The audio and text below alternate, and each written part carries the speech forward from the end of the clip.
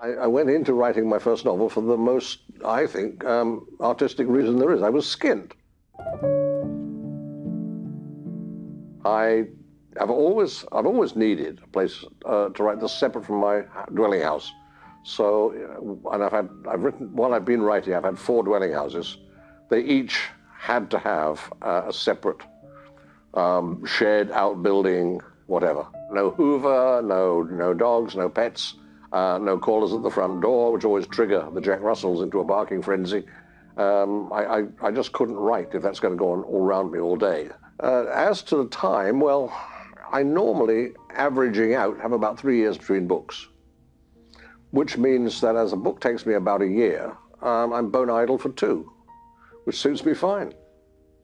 Each time I think that this will be the last, and it goes on like that until something comes into my head, which just keeps on going round and round. And if that something is an idea, then eventually I may end up saying, I've just got to go into this more deeply, and then I go into it more deeply, then get more hung up on it. And finally I think, well, I've done the research, I might as well write it. And the next thing you know is there's another book, or a manuscript anyway, wending its way towards a publisher. And then they say, but I thought you said you were never going to do that again. And I said, yeah, I meant it at the time, but you know, these things sometimes get out of control.